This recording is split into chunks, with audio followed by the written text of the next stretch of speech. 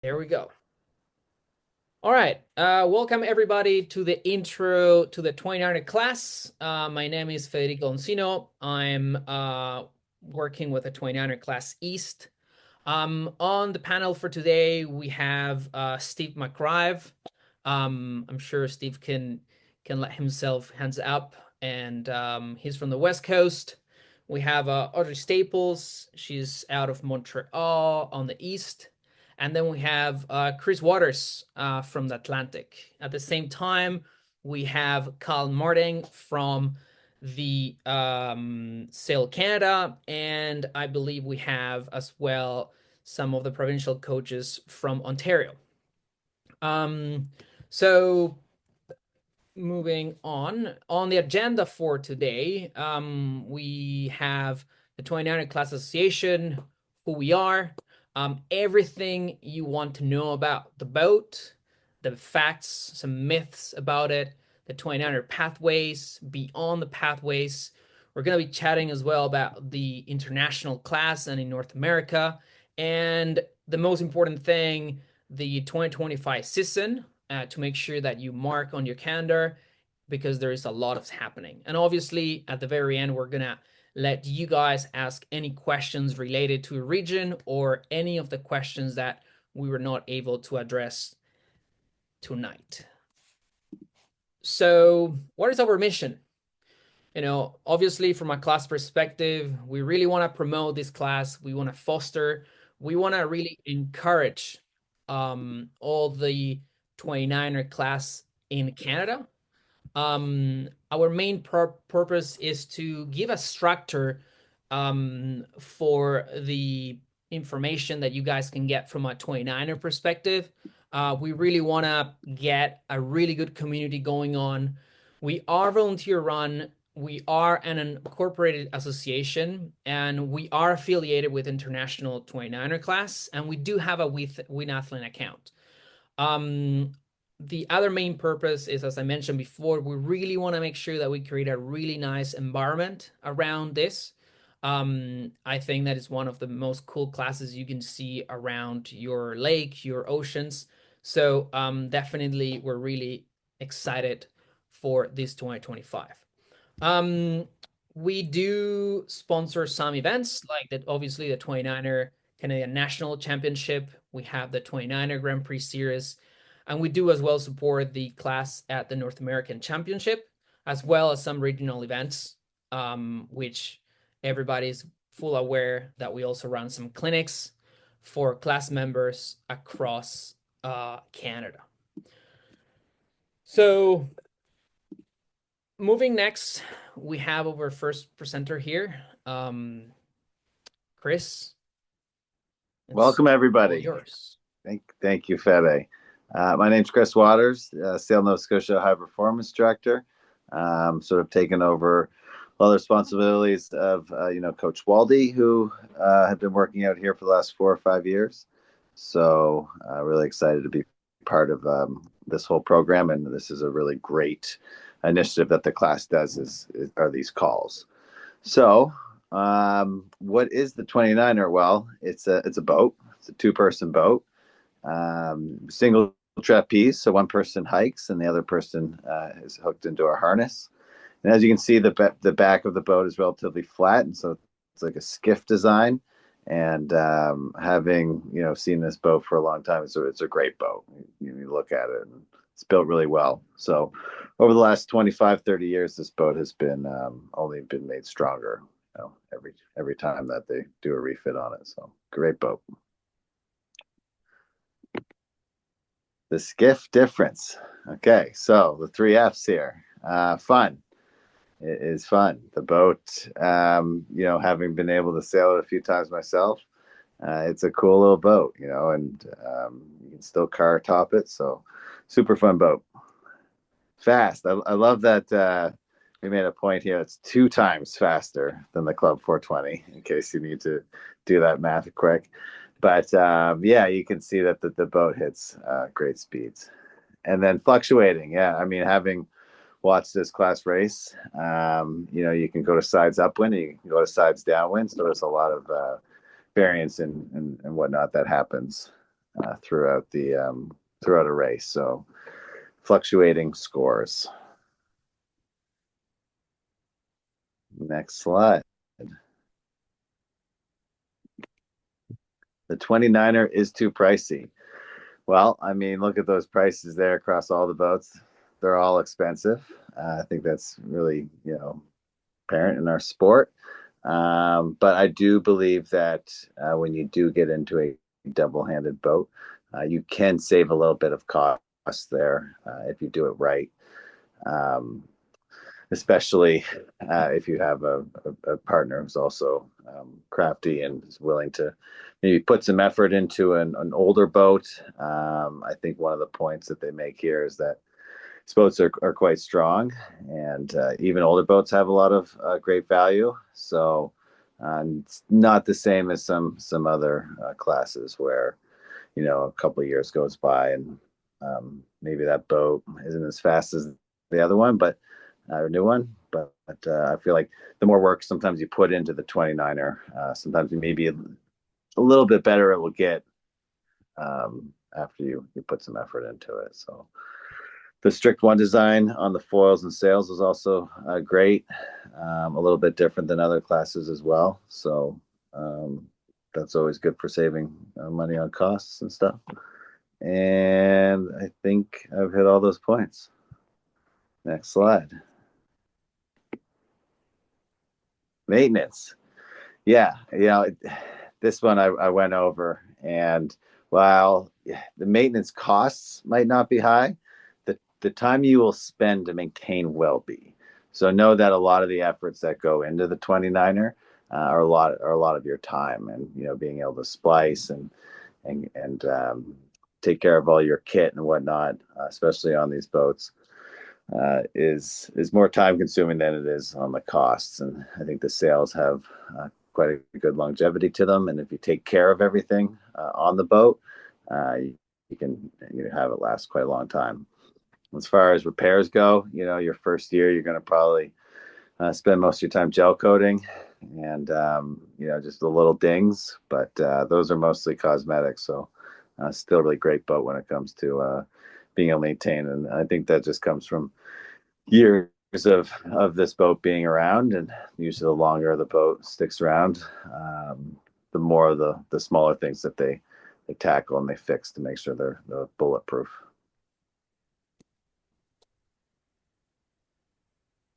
Okay, I'm going to move on here with a few more myths, and then we're going to go into some potential pathways. So first of all, the Opti sailors are too small for the 29er. This is completely false. Some of the best Opti sailors become the best 29er sailors. It's just depending on your weight range. So usually around the 29er, we want 240 to 300 pounds like it's written here, but this can be worked into different, sometimes your crew will be a bit heavier than your skipper. So in a way, you can hit that 240 mark pretty easily without gaining weight or gaining mass without similar to you would think like a 420 or a laser. So it's not, the weight is not a big difference. We can also tune the boat very well to make it easier for you to sail if you're a little bit under this weight. Let's move on to the next slide, please. Is the 29er isn't a big fleet. We're actually a growing fleet at the moment. There's over 3,000 boats, and it's recognized in the World Sailing Class. We have 38 plus member countries in the fleet. And in 2024, there's like almost 250 boats competing at Worlds, which is awesome. And I'm sure that number is just going to keep growing as the years go on. In North America, we have a competitive fleet of close to like 80 boats, and it's still growing at the moment from the US and us. The fun part about the 29er is that it's an open class, so there is no age limit. So you'll see sometimes a 25-year-old going to Worlds sailing with, I don't know, an 18-year-old if they want to. And it can be it could be boy, boy, girl. It can be a variety of different mismatch if you want to do Worlds or you want to do a different event. So it's really fun to see all these different teams collaborating, because sometimes your partner can't go do an event, but someone else's partner. So really working together as like a community to get as many boats as we can on the fleet, which is really fun. Next slide, please. Thank you. The 29er isn't the best pathway for the Olympic classes. So the 29er is kind of the junior boat of the 49er and the 49er FX. It's one of, we could say, a pretty direct pathway into those Olympic classes. And the 29er class is able to teach you about trapeze and sailing with an asymmetrical spin, which is what these boats are. So it's just a bigger boat. Yes, there's definitely a big jump, but you'll learn a lot of skills from the 29er that comes into these skiff classes. Obviously, we'll see the different options in the next slide of what you can do to get into these Olympic classes or the different pathways. So this is just shows in Canada. So usually most athletes start in the Opti, and then they'll either pick and choose to go into ILCA. Now we have WASPs, 29er, C420, or that will go into other branches. And then you can see here in the yellow, the 29er development is 29er, 49er FX, 49er, because usually the men will not go straight into the full rig. It's pretty intense and rock and roll when you begin. I've had friends that started in the ILCA and then switched to the 29er and then went into the 49er. I did the Opti, the 420, 29er, and then went into the FX boat. So you can see here that there's a bunch of variety of different paths to take to get, if that's your goal, to the Olympic class or sailing that type of boat. But we're here to promote the 29er, so I won't say, I'll give it a little more credit that it is more of a direct line and very fun and fast. And then my last, before last is slide, we can move on, is that partnerships are hard. We'll not deny it. It's not a myth, it's a fact. But it's part of the fun of it because sometimes you can find your best friend sailing with. Sometimes I knew I was a person who hated speaking to myself on a boat. I love talking to someone else. And it's so much fun to interact with another person and you get to live these different experiences. Obviously, there's tips and tricks that come with this partnership that can help you up. And like we mentioned here, it's not like finding your soulmate. You're not finding necessarily your one true love. You're trying to find someone that you can work with and interact in a professional setting to get you to your goal or both of your goals at the end of the day. So the whole point is to make sure that you communicate properly to enter the partnership and not a relationship. We'll move on. These are some like different tips for success in a double-handed, sorry, Headache, do you mind switching the slide? Thank you. Considerations when teaming up. So a lot of the different questions we get from families is who buys the boat, the skipper or the crew? You know, there's no rule or right answer for this. I know sometimes the cost can be quite expensive. So some people like to buy the boat as a set and then they'll either buy the other person or they'll sell it together.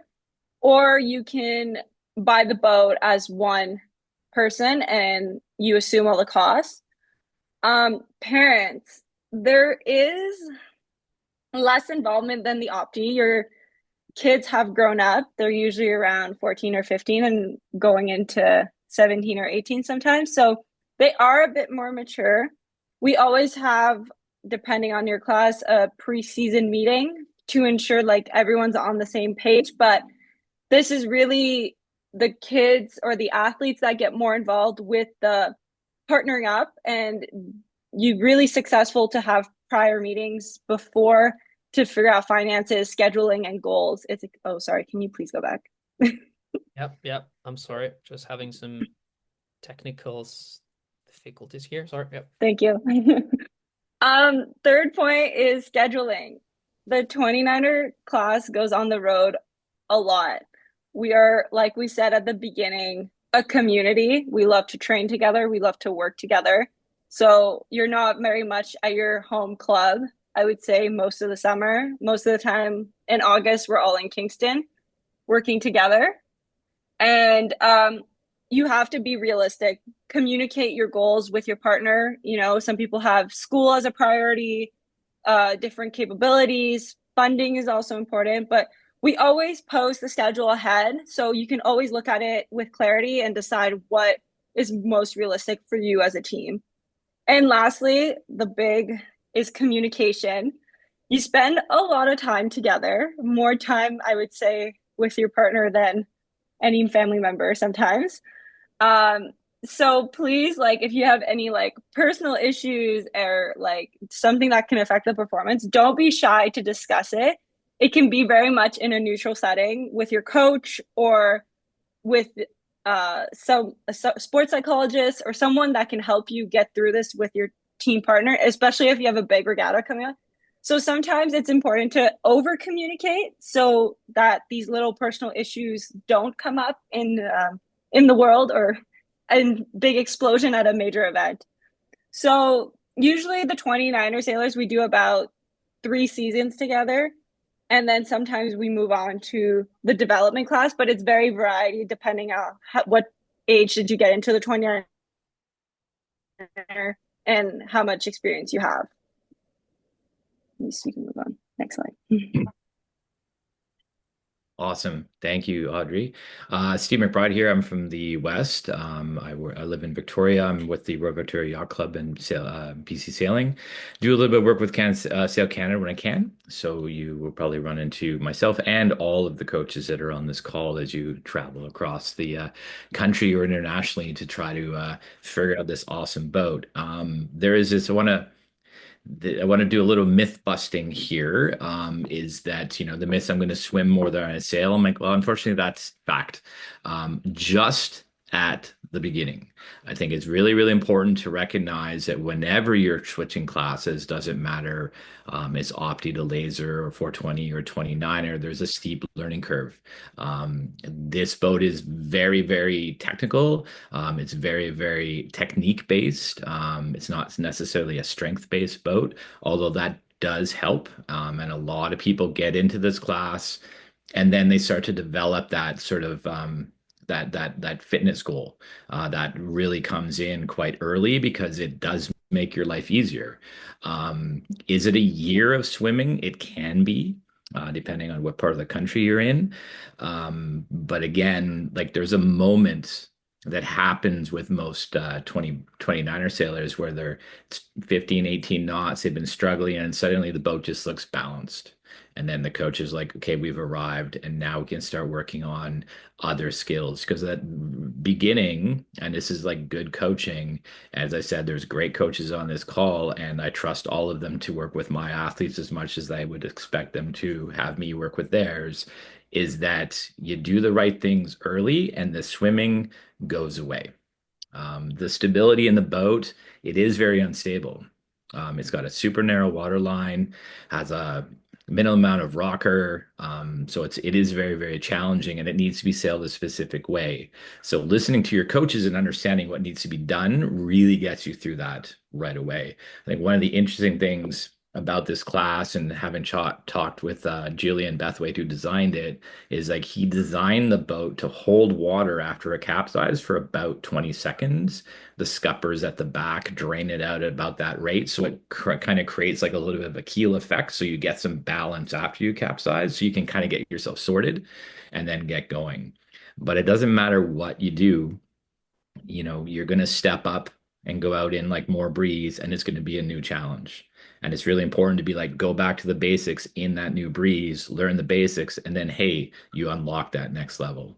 And that happens in every class, not just the 29er. So kind of one of those things. And yeah, downwind, it's a lot of fun. This is why we sail the boat, but it's also really, really challenging in waves. So you've got to go looking for that. You got to find some time to do it, and you got to spend the time just doing your jibes, doing your tacks, just making the boat work in as many different conditions as possible, and you can really unlock that boat. Next slide. Next slide. And as you said, we I threw this as like 2 years to master the boat. that depends.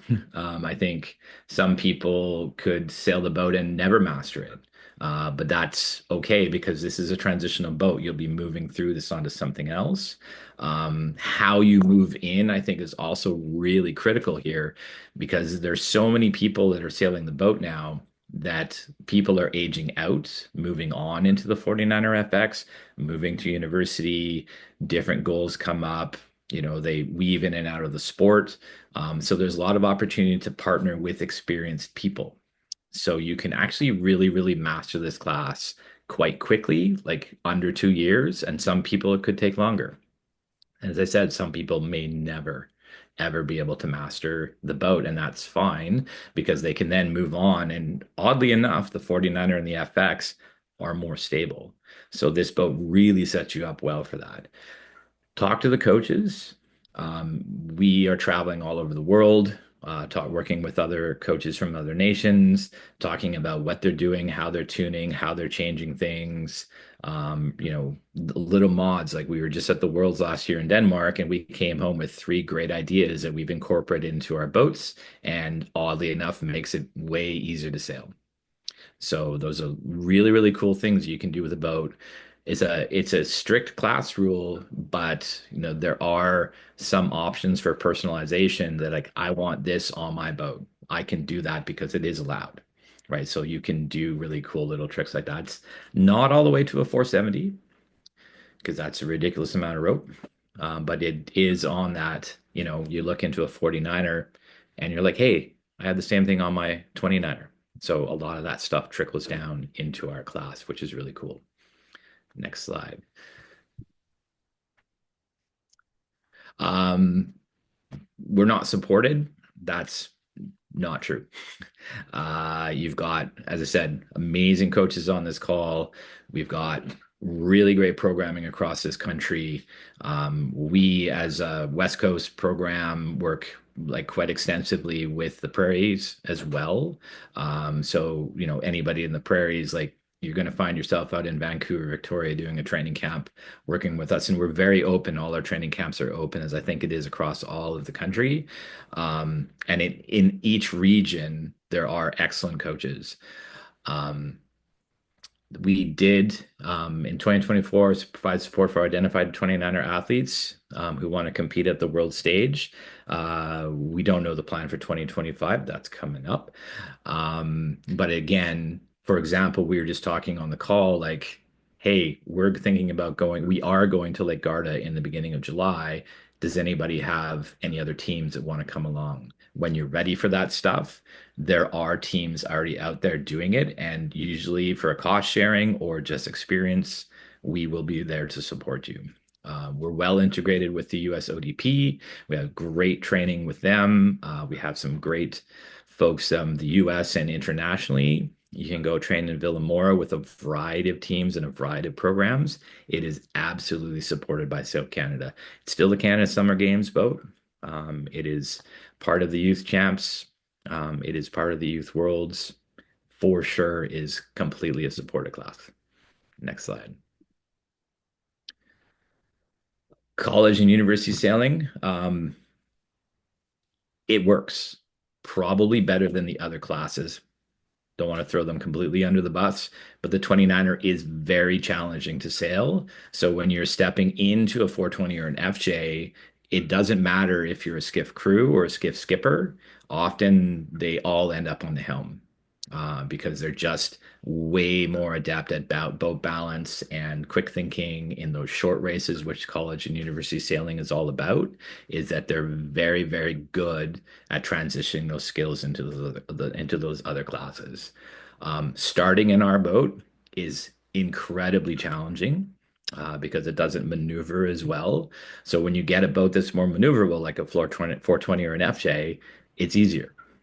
So again, college sailing is about starting that first shift and getting around the race course. There are no sailing scholarships, but there are general scholarships in the US. If you're smart and inclined that way and going off to some university down south, there is some funding available, but it's under a general scholarship, not a sailing scholarship. So that does exist as well. As I said, it's a great boat. It's a great boat. It's a great sport, and we just got to keep going.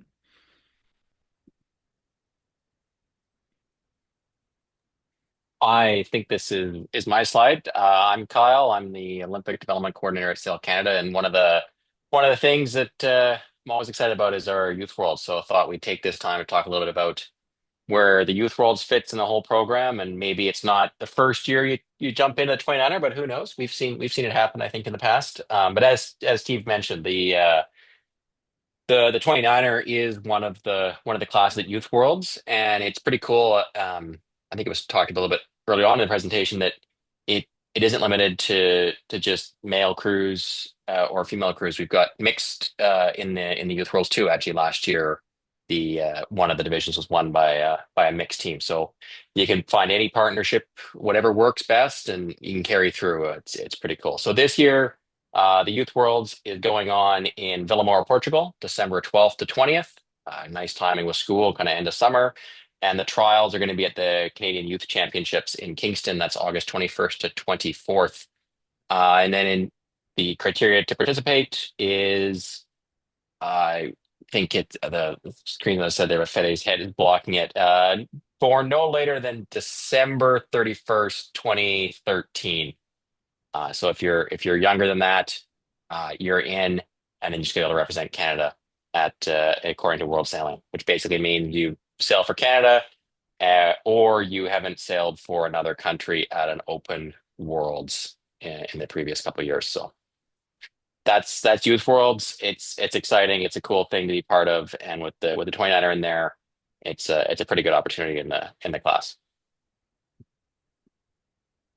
Great. So now we're going to jump into a bit of what the class looks in the US and Canada. This is obviously a map, and we can definitely see how many boats we have around our country. There are approximately 45 29ers. Obviously, not all of them are active at the same time of the year. But we do have a lot of sailors going down south throughout the winter. This winter was very successful with that. In North America, we're quite good to say that there is around 80 boats in the fleet, with more than half of them actively competing and doing a World Circuit. Obviously, there are some squads that are centered, such as Skip Plus in the US, and we had Skip Gen as well. We do have some guys in San Diego, but in Canada, as you guys can realize, we do have a variety of different independent clubs. We have some associations. We have the federation really helping us and really working. So it's definitely something really important for you guys to know that, beside the fact that maybe in your club you only have 3, 4, 5 boats, you will be expecting to have most likely 20 boats, top max. I will say a bit more throughout your qualifier, as Kyle just presented. So I think it's really important for you to really start looking at those things. And obviously, Canada has been producing great sailors, and we went to a really good path on the last years, and we're really hoping to get more on that side of things. So obviously the question here is, are you interested? If you're interested, definitely come out and join the 29er fleet. Don't be shy. Like, there's a lot of moments that there's a lot of regattas that the 29er is sharing the same area as the ILCAs, as the C420. So don't be shy on going to the coach or going to the sailors around you. So here's a bit of what each region will be doing. There's some clinics and some tryout 29er days. So you can see the Pacific. They have a clinic, a spring and a fall clinic. We have in the east as well. So please take notes on those dates. We have the Atlantic, and we also have nationally wide that usually we try our best to get ourselves on the, I would say, biggest regatta that everybody gets together, which is close to Cork. More of this will be announced soon. So please make sure that you guys join us in all the various social medias. And obviously, get in touch with your reps. Your reps are very, very important. You guys here have the different reps of the different areas of our country. We have the West Coast, we have the Central, we have the East, and we have the Atlantic. These people that we have here are really, really important for you. So if you have any questions, any thoughts, I'm sure most of you will know. If you're in the West, you know those two guys. If you're in the Central, you know. So I think as Steve mentioned, we are coaches that we are all over the place, and we definitely will see you in some of these events. So don't be shy. Please come and ask, and we will be more than happy to connect you with a boat or a partnership or know more about the boat. Because at the end of the day, that is what we want. Where can you find us? We have a website. It's a very complete website. It has the schedule. It has boats. It has a bit of what the story of the 29er Canadian class is about. We have great things follow up on that. You can also email us. We have our email, personal email, and please follow us on Facebook, on Instagram. We do our best, as we said before, to take as much as information as possible from outside of Canada and in Canada, and we post this there. So please follow us. I think that's a really way for you guys to get connected with us.